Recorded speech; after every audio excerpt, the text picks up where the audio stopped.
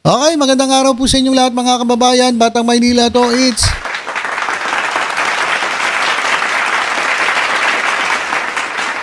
ito pong si Senate Bet at ito pong nakakulong na preacher na nagpakilalang siya ang anak ng Diyos na si Apollo Kibuloy ay nanawagan po ng manual recount dito sa senatorial votes. O bakit siya nag-request ng manual recount? Kasi ang feeling niya, siya po ay dinaya.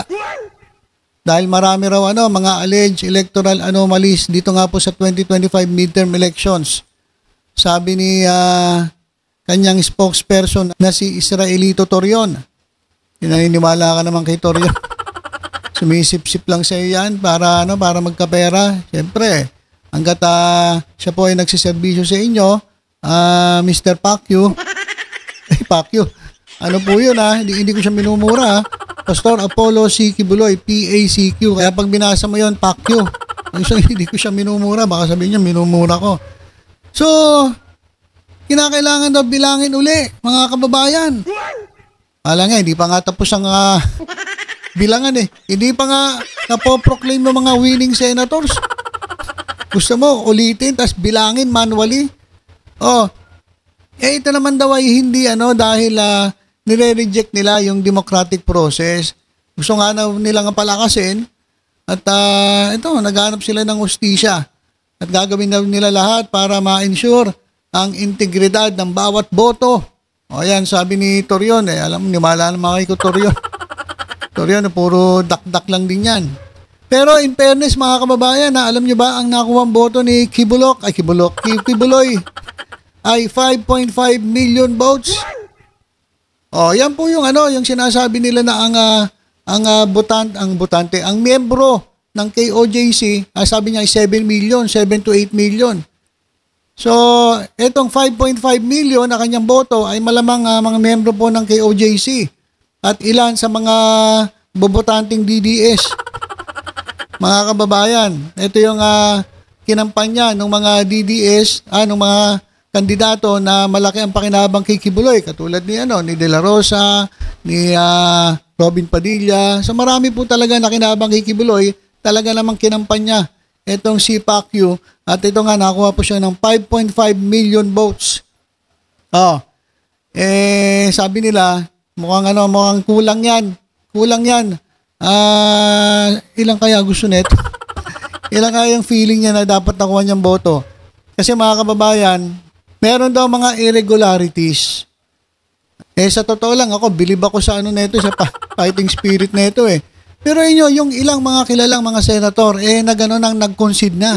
Sino ba yung mga nag-concede? Si Bong Revilla nag-concede na. Tapos yung ilang mga kandidato. Pero ikaw, hindi ka pa makamove on? sa dinabi namin ng mga kandidato na nag-move on na, ikaw pa tong hindi makamove on? At feeling mo, dinaya ka? Aba. Bilib naman ako sa tibay ng sikmura neto ni Kibuloy.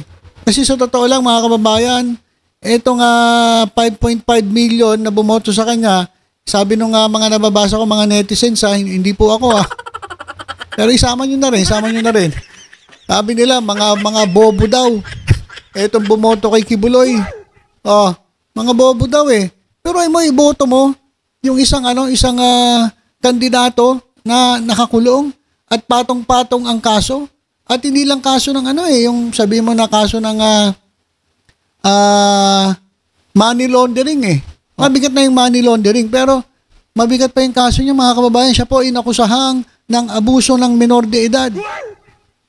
At meron pa nagreklamo sa kanya ng rape. So, bilib ako sa fighting spirit na ito na iniisip niya na talaga siya'y pipiliin ng taong bayan.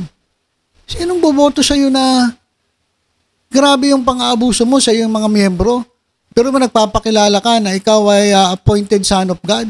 Tapos gaganunin mo yung mga miyembro mo. So, talagang matibay po ang sikmura. At feeling niya ay panalo siya sa eleksyong ito. Tibay.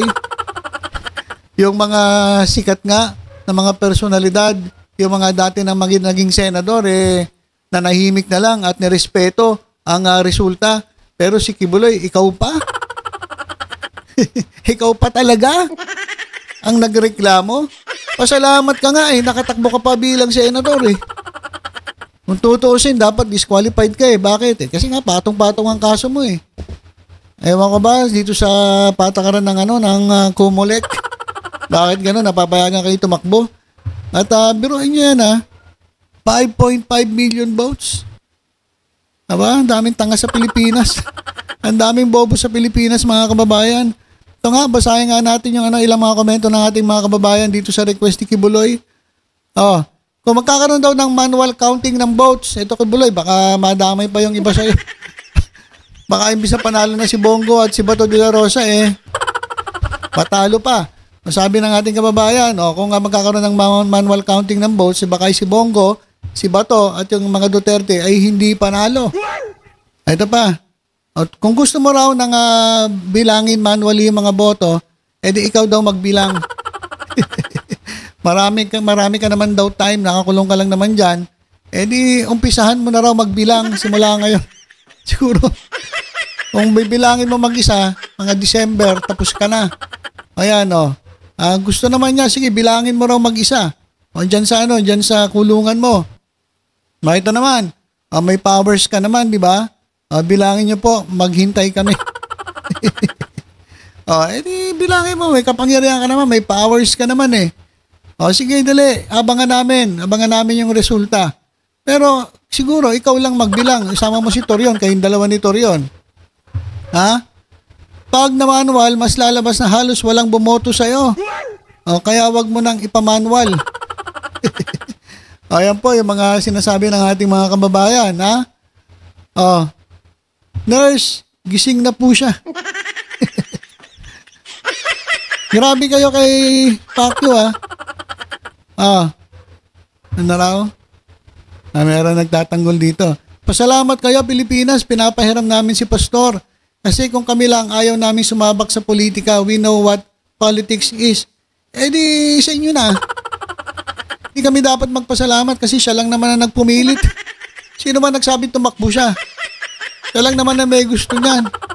Sa inyo na yan, sa inyo na yan yung inyong Pacquiao yung si Kibuloy. Pinahiram, hindi namin kinakailangan yan. Ang dami na tulongges na kandidato, kukunin pa namin, hiramin pa namin si pastor ninyo. Di na, oy! Basahin nga natin yung sagot dito. Wag nyo na raw ipahiram, ipagdamot nyo na. Kung ganun lang din naman, wag nyo na pahiram, ipagdamot nyo na lang. Ang natatawa, pinagtawanan ka lang tuloy. Sino ba yung nag-comment nun? Ang lakas kasi ng loob na ito, no? Parang gusto ng tao si Kibuloy. Diyos ko, di ko hiniram yan,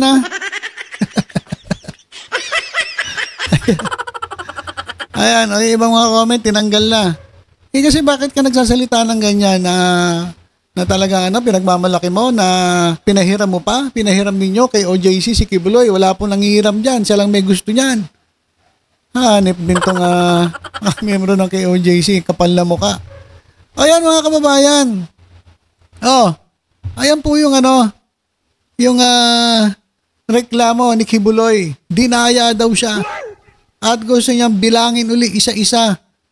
Etong boto sa senator. Kasi feeling niya kapag binilang uli manually, siya po ay mananalo. Yun lang akala mo. Ang tibay mo. Bilib talaga ako rito mga kababayan. Bilib talaga ako rito sa fighting spirit ni Kibuloy. Okay, so yan po ang reklamo ni Kibuloy at hindi pa siya makamove on hanggang ngayon. Wala, tibay talaga na ito. At ito mga kababayan, good news po sa mga sa mga galit po kay Cynthia Villar. After ng 3 dekada mga kababayan, grabe After ilang taon silang dekada na pala. Ilang dekada silang pumesto diyan po sa Congress, diyan po sa Lone District ng Las Piñas. For the very first time, ito pong mga Villar ay natalo po. Ayan po mga kababayan, nakuha ni Las Piñas City Councilor Mark Anthony Santos ang mas mataas na boto laban kay Senator Cynthia Villar, mga kababayan. Ayan sa unang pagkakataon, hindi upo ang isang Villar sa pwesto mula nang unang manilbihan sa posisyon si dating Senate President Manny Villar 1992. Grabe, tagal na, 1992. Talaga naman sabi ko sa inyo, itong mga Villar, hindi na po binitawan yung mga pwesto dyan sa sa Las Piñas Pero ngayon, olats mga kababayan. Ayan Congratulations kay Mark Anthony Santos. Grabe. 33 taong hinawakan ng bilyonaryong pamilya yung naturang posisyon. Wala na Villar. Cynthia Villar. Marami akong nakakausap na mga Las Piñero, talagang sawan-sawa na sila dito kay Cynthia Villar. Kasi, ma'am, matanda na po kayo, baka pwede naman magpahinga na kayo. Hindi ko sinabing maglaho na kayo sa mundo, sinabi ko lang sa politika po. Matanda na po kayo, okay na, ibigay nyo na yun sa mga anak ninyo, enjoy nyo na lang yung natitira ninyong sandali, sayang naman yung kayamanan ninyo, enjoy ninyo yan, hindi nyo na madadala yan sa kabilang buhay So, olats po mga kababayan. Ito po kasi yung yung nilapitan niya dun sa sa may simbahan. Grabe. Walang lugar-lugar, walang pinipiling lugar si Cynthia Villar at kahit sa simbahan namumuliti ka. Ayan. Olats po, natalo po, Cynthia Villar. Yan po sa Las Piñas. At lahat po ng katiket niya. Dalawa po kasi yan mga kababayan yung green sa Aguilar at yung kabila, yung kay Cynthia Villar. Biruin nyo, sila rin magkakamag-anak, nag-alaban-laban na dyan sa Las Piñas. So, ang nanalo po ay yung ticket ni Aguilar, yung kulay green. Kasama po si Mark Santos at lahat po ng kasamahan ni Villar. Olats po mga kababayan. Ibig sabihin lang yan, wala, ayaw na sa inyo ng taong bayan, huwag nyo nang ipilit. Kasi, mamimigay ka ng lupa, tapos pag natalo ka, babawiin mo Ganun po yung sabi niya Ganun po yung sabi niya dun sa kanyang rally. Walang bibigyan ko kayo ng lupa. Pero panalo ako dapat. Pag ako natalo, kukunin ko uli yan. Kapal na mukha, walang joy yan. Kaya yan mga kababayan, olats, hindi po nanalo si Cynthia Villar. Yan po sa pagtakbo niya bilang kongresista sa Lone District ng Las Piñas. Kaya, goodbye Cynthia Villar. At sana, yan na yung huli mong pagtakbo. Sawang-sawa na rin ang Pilipino sa'yo. At huwag nyo nang gayahin si Kibuloy. Baka magpa-manual recounting kayo dyan. Tanggapin nyo na lang, accept nyo lang yung resulta. Mama Cynthia Villar, baka magpa-recounting kayo dyan. Manual recount, katulad na ito ni Kibulok.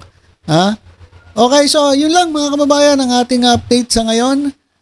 Abang-abang lang po sa iba pang mga balita dito po sa ating YouTube channel na Batang Maynila Toys. Ingat po tayong lahat. God bless po.